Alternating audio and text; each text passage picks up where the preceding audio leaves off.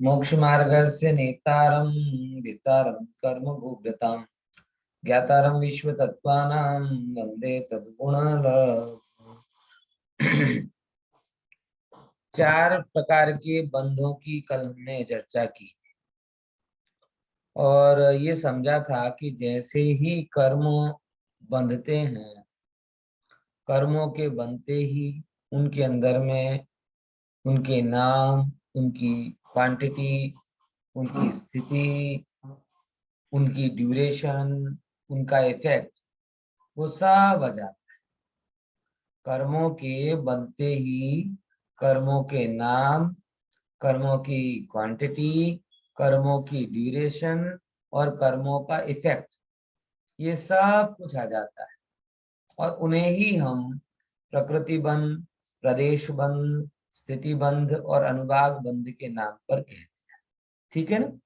अब उसमें जो चार प्रकार के बंध थे, उन चार प्रकार के बंध में सबसे पहला बंध है प्रकृति बंध। उस प्रकृति बंध को थोड़ा अपन समझ रहे हैं। प्रकृति मतलब नाम, नेचर। तो हमने देखा कि हर एक कर्म का एक नेचर होता है और वो अपने नेचर के हिसाब से ही काम करता है। बराबर।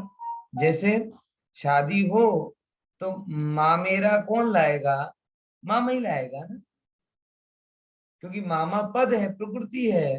तो मामारा लाने की जिम्मेदारी भी मामी की, मामा की हो। पॉइंट समझना है। ऐसे ही ज्ञानावरणाय कर्म है, प्रकृति है, तो उसका काम क्या रहेगा? ज्ञान के आवरण में निमित्त होना। दर्शन आवरणी एक प्रकार के कर्म की प्रकृति है, तो उसका काम क्या होगा? दर्शन गुण के आवरण में निमित्त बनना। बराबर। ऐसे कर करके सारे कर्मों किसी न किसी आवरण में या संयोग वियोग आदि के कारण में निमित्त बनते हैं। बराबर। यही चीज प्रकृति के रूप में कही जा रही। ठीक है ना। देखो जरा अपन विचार करना चालू करते हैं। क्या कह रहे वहां पे? आद्यो ज्ञाना दर्शनावरणांतराय, ये 8 प्रकार की प्रकृतियों के नाम लिए थे। हमने थोड़ा ये भी समझा था कि आम नाम के हिसाब से देखा जाए तो 8 प्रकृति, प्रभेद के हिसाब से देखा जाए तो कितनी प्रकृतियां होती हैं बताओ?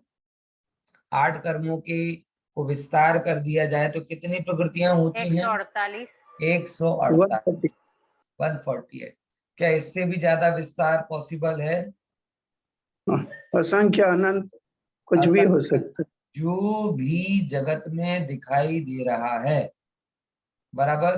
आपके इतने सारे बाल में से कोई एक बाल भी सफेद हुआ ना, तो बाल पर सफेद आवरण नाम का कर्म है वो। अब असंख्यात नाम होंगे तो ऐसे ही होंगे ना, है। आपके चेहरे पर तिल आ गया तो तिल संयोग, तिल नाम का घाती कर्म हुआ वो। कि तिल आ गया आपके चेहरे पर, मसा आ गया आपके, लाखों पड़ गया निशान पर, वो सब कर्म है। एक श्वास भी मिल रही है ना, तो एक श्वास के लिए भी आपका कर्म खर्च हो रहा है। हाँ बोलो दिनेश। हाँ, ये कर्म खाली मनुष्य के लिए है या चारों गति में रहेंगे? जीव नाना मात्र, वर्णीय चारों गति में जीव आएगा। मात्र, जीव मात्र એટલે મનુષ્ય માટે તો થાય જ છે, પણ જે જીવ છે એ બધા જીવો માટે એ કર્મ काम करे છે। यानी आप ये मत समझिएगा कि हम मनुष्य हैं, देख रहे जान रहे तो कर्म बन रहे हैं। बराबर। जो भी है, अब अपन उसे संस्कार कहते हैं। कैसे संस्कार? कोई गाय का मुंह मारना संस्कार होता है, तो कहीं पर भी क्या करती रहती है? सब्जी भाजी के ठेले पर मुंह मारती रहती है, लेकिन नहीं, उससे भी उसको कर्म बनता है। ये मत समझ लेना कि उससे उसे कर्म नहीं बंधेगा। नार की जीव है, नार की जीव, और नार की जीव लड़ झगड़ रहे, तो अपन कह सकते हैं साहब ये तो उनके संस्कार, तो संस्कार है तो क्या उनको कर्म नहीं बंध रहा होगा? है। ऐसा नहीं है कि अगर उनके संस्कार हैं तो कर्म उनको नहीं बंधेगा। हर जीव को हर प्रकार के परिणाम से कर्म बंध ही रहा है। हाँ, ये बात अलग है कि उसमें जीव की तीव्रता और मंदता अलग अलग होती है। तीव्रता और मंदता अलग अलग होती है। तीव्रता के कारण, जिसको भी तीव्रता होती है तो तीव्रता के कारण वो क्या कहते हैं, उसको कर्म बंध रहे हैं, और मंदता के कारण मंद कर्म बंध रहे हैं। इतनी सी बात वहां पर आ, ठीक है ना, बराबर ख्याल में है हर एक समय। क्योंकि देखो एक बात है दिनेश भाई, अगर कर्म नहीं बंधे तो जीव कौन हो जाए? किस कंडीशन में कर्म नहीं बनते बताओ? जब आप कषाय रहित नहीं है, एक, अथवा आपके मन वचन काय नहीं है, दो। ये दो कंडीशन नहीं है तब आपके लिए कर्म नहीं बंध रहे। बाकी तो कर्म बंध ही रहे हैं, अनादि से आज तक बंध रहे, और आज तक नहीं, 10वें गुण स्थान तक तो बंधेंगे, और 11वें 12वें 13वें में आएंगे, लेकिन बंधेंगे नहीं। आएगी नहीं ये बात समझ में है? ये लाइन ख्याल में आई? क्या बोला? फ्रॉम कहां से कहां तक? कि शुरुआत से लेकर 10वें गुण स्थान तक। कहां से लेकर कहां तक? 10वें गुण स्थान तक तो कर्म बंधेंगे ही बंधेंगे। हमको क्या, मुनिराजों को भी बंध रहे 10वें गुण स्थान। मुनिराज तो ठीक, जो शुद्धोपयोग में लीन है ना, श्रेणी चढ़ रहे हैं, उनको भी बंध रहे, बराबर। दूसरे नंबर की बात, 10वें तक तो बंध रहे, और 11वें से क्या हो रहा है? आ रहे हैं, लेकिन बंध नहीं रहे। यानी कौन सा आश्रय हो रहा है उनके लिए? उनके लिए उस समय इरियापत आश्रय हो रहा है। इरियापत आश्रय हो रहा है मतलब कर्मों का आना तो होता है, लेकिन कर्मों का बंधना नहीं होता। ये बात यहाँ पर थोड़ी सी कही जाए, बराबर समझ में आया कि नहीं है? देखो जरा अपन थोड़ा इसको और समझ लेते हैं यहाँ से। तो सबको बनते हैं और हर समय बनते हैं।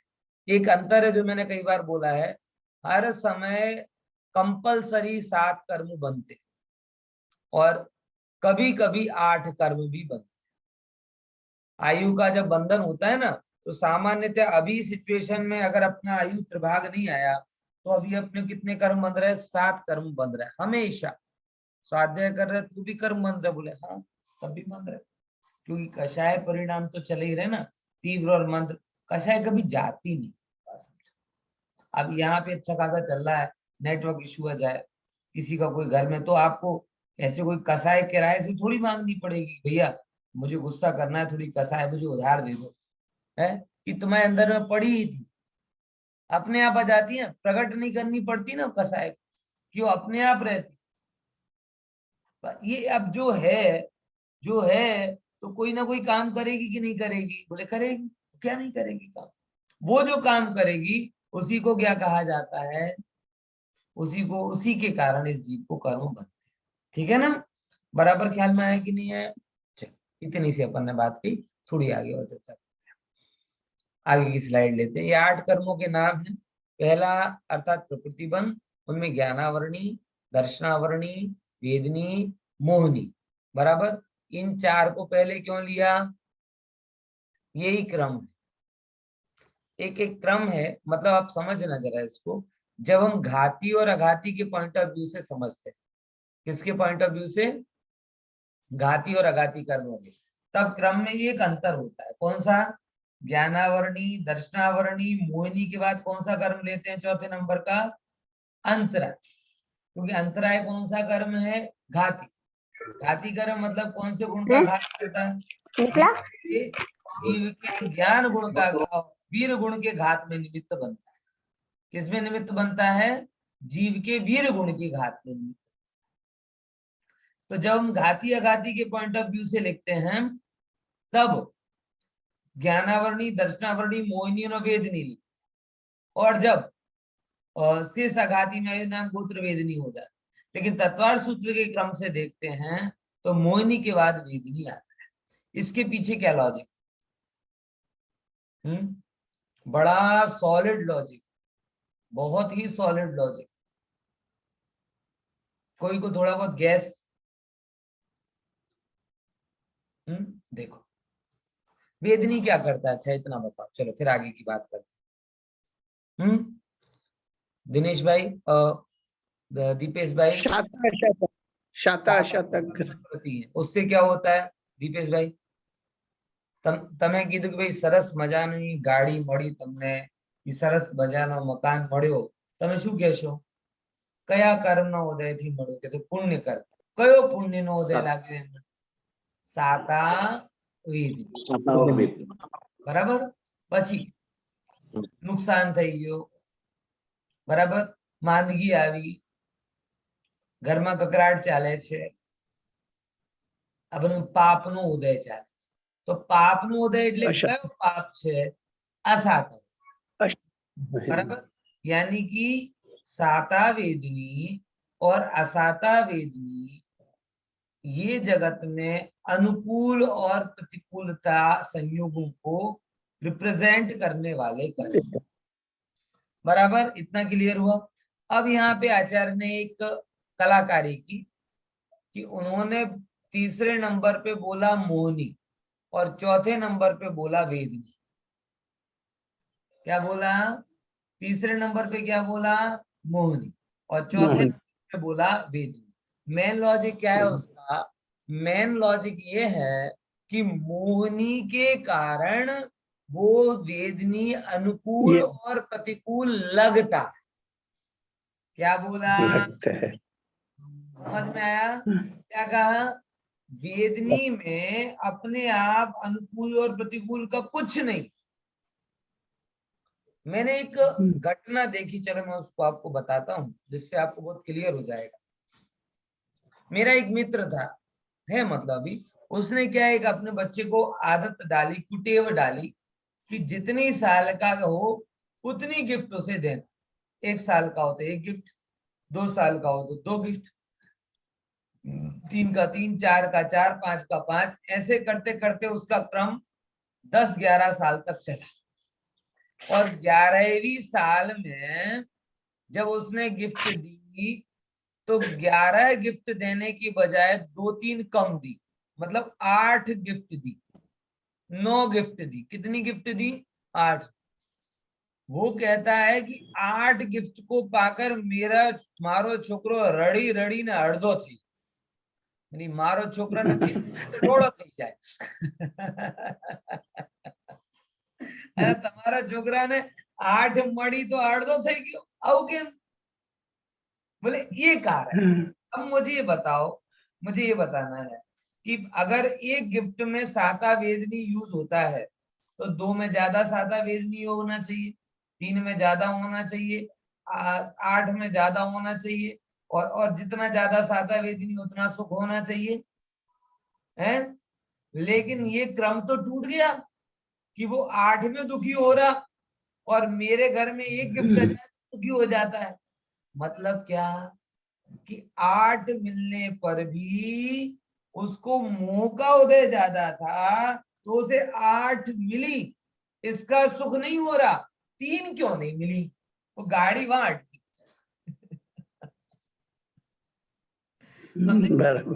है ख्याल में है कि नहीं? तो ये जो साता वेदनी है ये मोहनी के सापेक्ष सुख दुख अनुभूति करा। आपको तो जैसे मेरे बेटे को तो मैंने एक दिला दी, गरीब बच्चे बेचारे हैं उनको तो पुराने खिलौने मिल जाए तो भी खुश हो जाते, तो भी बराबर। अरे गरीब क्या, हम ही लोग थे, सब चीजें परंपरा से तो आती थी, नया नया थोड़ी आता था। स्वेटर वेटर तो पीढ़ी दर पीढ़ी चलती थी। समझ में आया कि नहीं आया? और तो भी बड़े आराम से पहन लेते थे, सब करते। क्या हो रहा है? संयोग से सुख दुख नहीं है, मोह के उदय से सुख दुख।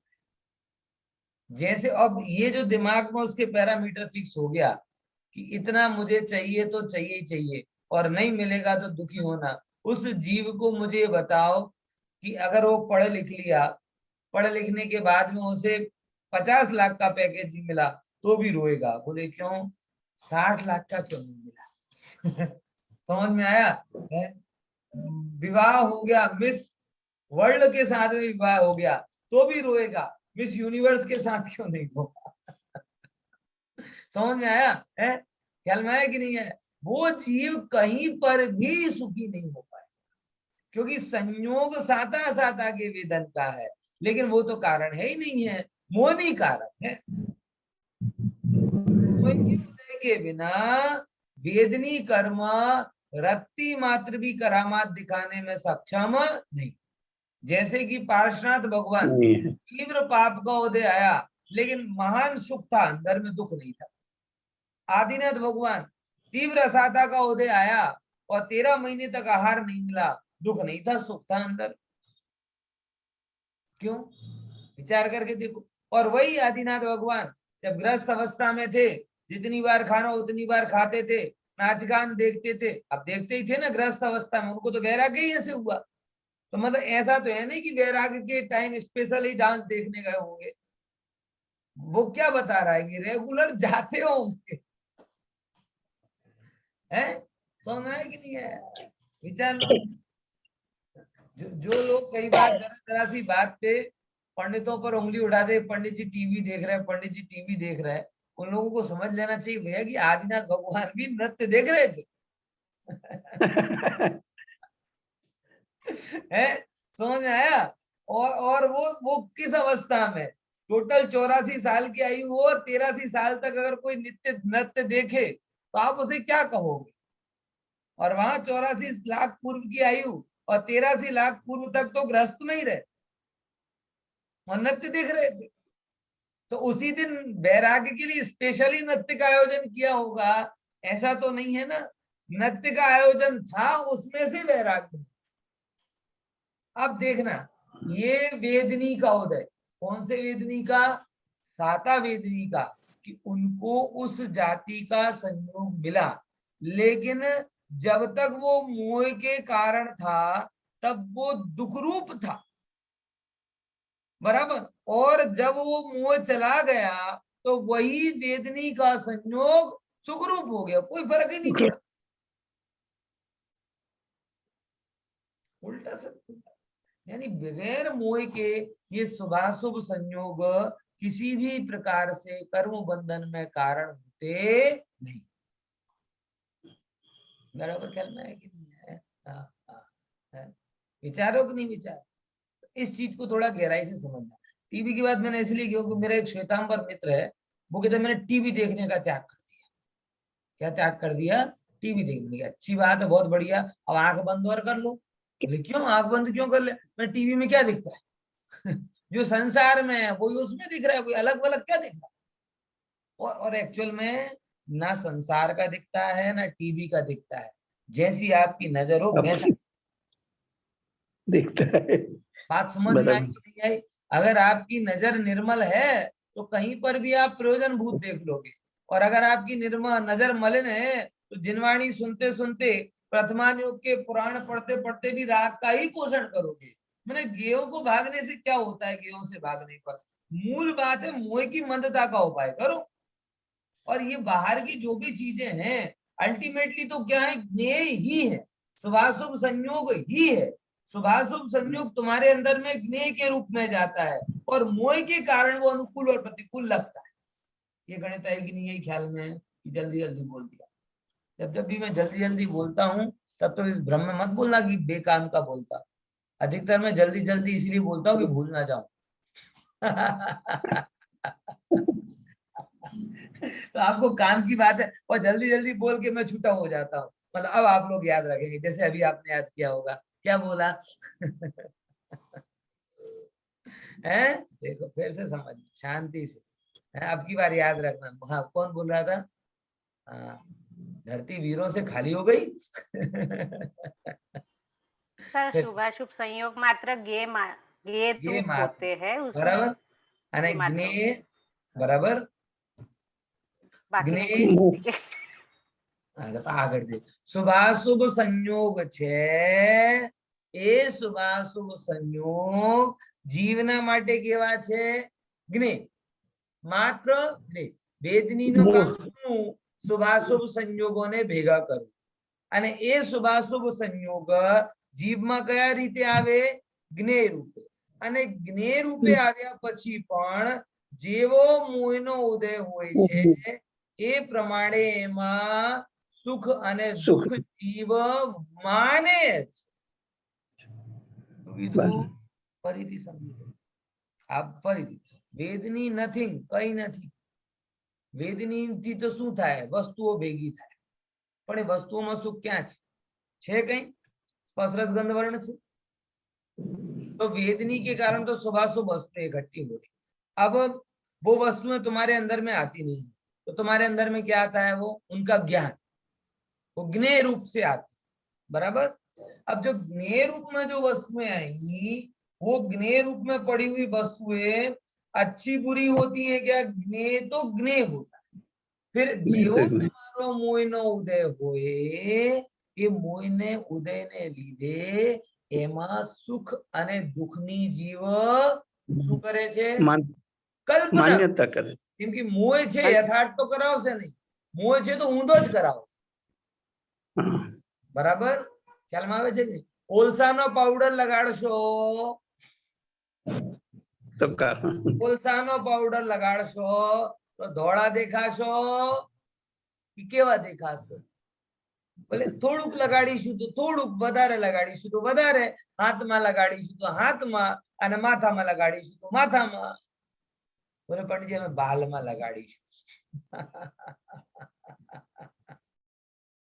સમજ્યા કે નહીં તો કોલસાનો પાવડર હશે તો ગમે ત્યાં એ કાલાપણ જ તમને આપશે એવી જ રીતે મોહના ઉદયમાં જે કંઈ પણ હશે એ તમને ઊંધો જ આપશે એટલા માટે કીધું એ જ્ઞેયરૂપ પદાર્થોમાં મોહ સુખ અને દુઃખની શું કરાવે છે કલ્પના કરાવે છે યથાર્થમાં કોઈ છે નહીં તો પુરુષાર્થ શું કે જે જેમાં તમે સુખ અને દુઃખની કલ્પના કરી રહ્યા છો તેને ભૂલીને કે હું જ્ઞાયક છું અને એ બધા જ્ઞેય છે હું જ્ઞાયક છું ને એ બધા જ્ઞેય છે તો જ્ઞાયકપણાને ભૂલીને જ્ઞેયોમાં જે સુખ અને દુઃખની કલ્પના કરી એ સુખ અને દુઃખને સાઈડમાં કરીને ફરીથી જ્ઞાયકનું સ્મરણ કરો એ જ તમારો પુરુષાર્થ છે और मोह के अभाव का रामबाण उपाय भी यही है मोह जाएगा कैसे स्वभाव के आश्रय से स्वभाव कैसा है कि मैं ज्ञायक अब दुर्भाग्य ये है कि भवांतकारी ज्ञान ज्ञायक स्वभाव की प्रतीति हमें मोह के कारण कुछ नहीं लगती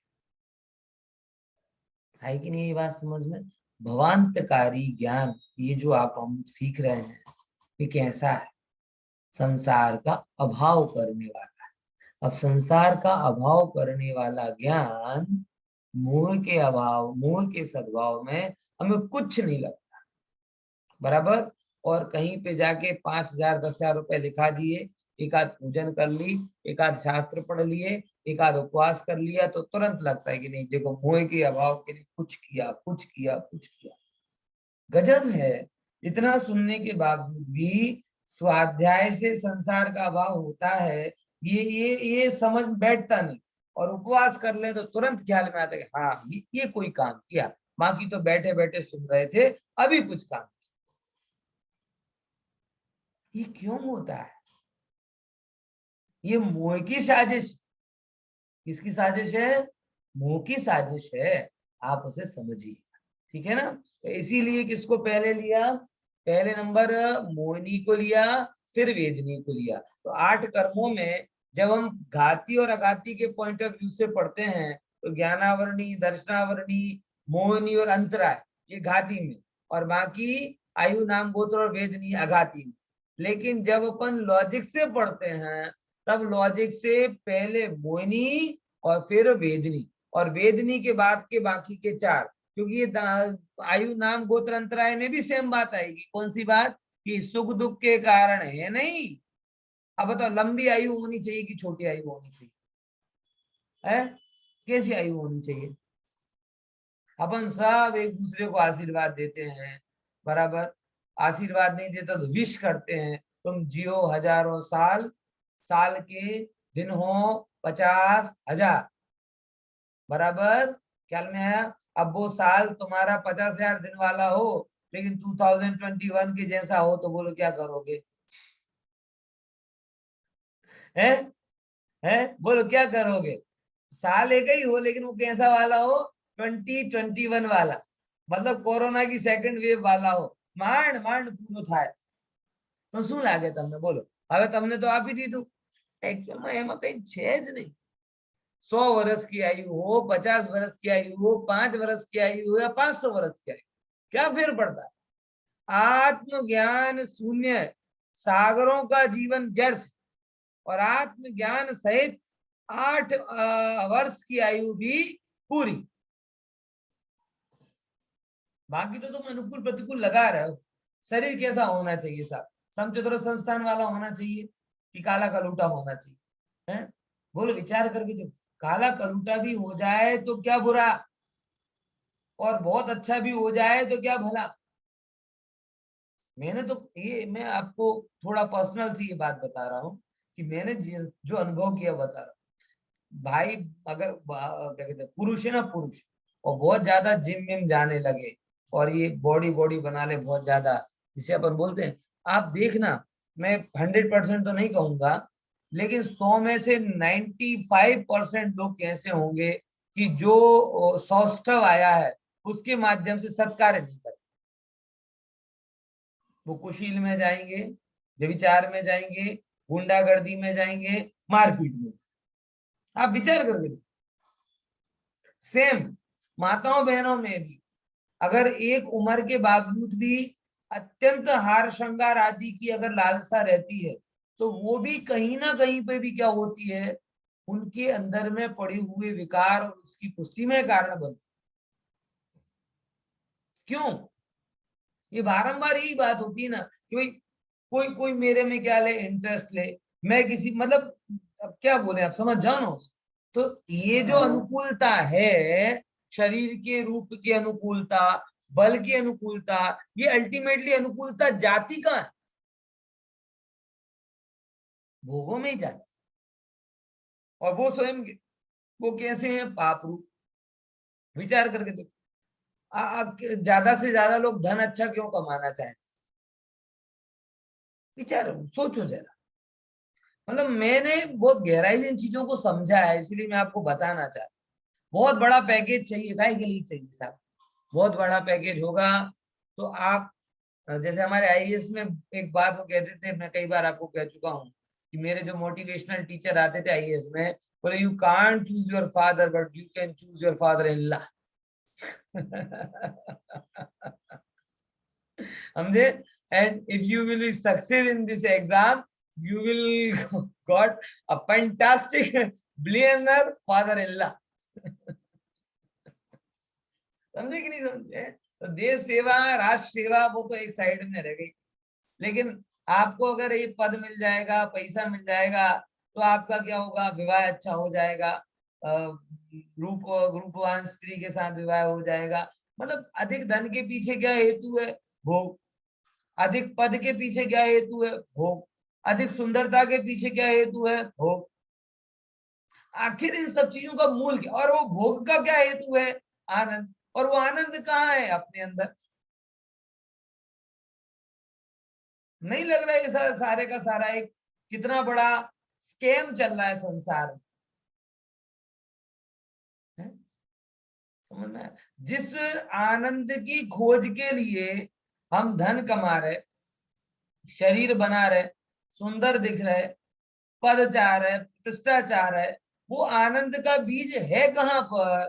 बोले वो आनंद का बीज है अपने अंदर, और उस आनंद के बीज को हम देखना भी नहीं चाहते। ये तो तत्व ज्ञान जिनवाणी माँ का प्रताप है, जो हमें पुकार पुकार के कह रही है कि भाई तू आनंद थी भरेलो छे, तू आनंद थी भरेलो छे, आंख खोली ने जो तो खरा, जो तो खरा। इसीलिए भाई थोड़ा गंभीरता से, आयु मिले तो भी किस काम की, अच्छी बुरी कुछ नहीं है, आयु आयु होती है। मनुष्य आयु है, ये मत सोचो कि 100 साल तक जीऊं। ये सोचो कि जितना भी जीव परमात्मा की कृपा से, कृपा में ज्ञान दर्शन पूर्वक, आत्माराधना पूर्वक, आत्मबोध पूर्वक जीव। शरीर कैसा हो ये इंपॉर्टेंट नहीं है, रंग कैसा हो, 2-4-10 किलो ज्यादा हो कम हो, 1-2 टोन व्हाइटनेस कम हो ज्यादा हो, कोई फर्क नहीं पड़ता। ये सब प्रश्न बड़े सेकेंडरी हो जाते हैं जब आप जीवन को थोड़ा ब्रॉड वे में समझते हैं। Age factor, colour factor, height factor, weight factor, जितने आप स्थूलता में हो उतने लिए आपके इंपॉर्टेंट हैं, और जितने आप थोड़ी ब्रॉड सेंस में आए वैसे वैसे ये सारी चीजें गौण होती जाती, गौण होती है, नेग्लिजिबल हो जाती, क्योंकि इनकी कीमत थी ही नहीं, वो तो मोह के कारण कीमती लग रहे थे। समझ में आया कि नहीं? जैसे बस छोटे बच्चे होते ना, डॉल है, खिलौने हैं, ढींगली है, उसको सुना रही है, बिठा रही है, उसके साथ पूरा अपनापन कर रही है, अपने को ऐसा लगता है, और ऐसी ही होती है कि जरा सा उसमें डिस्टर्ब हो जाए तो ऐसे रोने लगती है जैसे और खुद की हाथ पैर टूट गया बराबर। ख्याल में आया कि नहीं है? लेकिन अपने को पता है वो उसकी कोई कीमत नहीं है, बालपन के कारण उसे वो कीमती लग रहा। वैसे ये जो फैक्टर हैं, height factor, weight factor, colour factor, money factor, ये जितने भी फैक्टर हैं ये खरेखर कीमती नहीं है, लेकिन मोह के कारण हमें कीमती लग रहा है। बराबर ख्याल में है कि नहीं है? और जब भी आप कभी आनंद को पाओगे तो इन एक्सटर्नल फैक्टर से नहीं पाओगे, मतलब आघाती के द्वारा जो भी हो रहा है, वेदनी से शुभाशुभ संयोग मिले, आयु से आप किसी शरीर में रह रहे हो, नाम में आपका अच्छा शरीर बना, गोत्र में आपको शुभाशुभ वो मिले, बराबर, अच्छे अच्छे कुल, बुरा कुल मिला, क्या फर्क पड़ता है? आप ऐसे अपनी पीठ थपथपा सकते हो कि हम जैन कुल में जन्म लिया, जैन कुल में जन्म लिया, लेकिन जैनत्व के संस्कार ना हो तो जैन कुल किस काम? मैं अभी राजकोट गया था, तो राजकोट में करीबन गुरुदेव का प्रभावना कैसा योग था कि आज भी तकरीबन वहां पे 10 पटेल फैमिलियां, कितनी पटेल फैमिली, और वो 10 की 10 पटेल फैमिली ऐसी कि जितने मुमुक्षु हैं अधिकतर मुमुक्षु रात को खा रहे हैं, और वो पटेल फैमिली की जो लेडीज थी उनमें से 1-2 लेडीज ने तो पति की मार खाई, सास ससुर की मार खाई, उसके बावजूद में भी रात को खाना चालू। उन्हें बताइए, अपनी पूरी व्यथा बता रही थी। बोले अब हम तो क्या करें, हम तो पाप की वजह से स्कूल में नहीं, तुम पाप की वजह को भूल जाओ, तुम परम पुरुषार्थी हो, कोई पाप को उदय नहीं, पाप को उदय उनका है कि वो जैन कुल में जन्म लेकर भी जैनत्व के संस्कार को नहीं पा पाए, तुम तो पुरुषार्थी हो। मतलब विचार करके देखो, आलू प्याज खिलाने के लिए उनके पति ने, ससुर ने मारा हूं, विचार करके देखो, और वो कह रहे कि नहीं नहीं हम नहीं खा सकते, हम नहीं खा सकते, हम नहीं खा ऐसा। और मैंने देखा खरेखर, मैं गया था, मतलब बहुत कम लोग थे जो इस चीज से बचे हुए थे। मैंने कहा बताओ गोत्र कहाँ लगाने जा रहा है, कैसे सब कहेंगे हम गुरुदेव वाले, हम गुरुदेव वाले, ये हमको गुरुदेव ने ऐसा सिखाया ना, हमको वैसा किया, बराबर ख्याल में सब बातें करें, कहाँ गुरुदेव बना रहा भैया, है कि नहीं ये बात समझ? इसलिए गोत्र का अहंकार, गोत्र ज्ञेय है, गोत्र क्या है? ज्ञेय है। आत्मा कोई शरीर से ही बना नहीं, तो शरीर जिस परंपरा से चलाया हो उससे कैसा बंधे? अहंकार के लिए तुम्हें गुरुदेव का नाम लेना है, सुधार के लिए गुरुदेव का नाम लेना, मुमुक्षु हूं ये तुम्हारे लिए अहंकार का कारण है कि सुधार का कारण?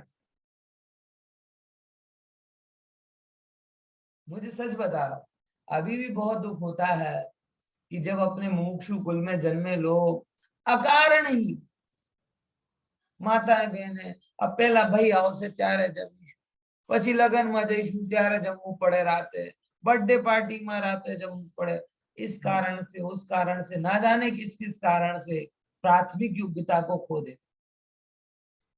भाई थोड़ी सी करुणा अपने ऊपर करो, निर्णय करो कि जैनत्व के संस्कार हैं, ये कोई कुल परंपरा से उच्च गोत्र नहीं होता, संस्कारों से उच्च गोत्र होता है।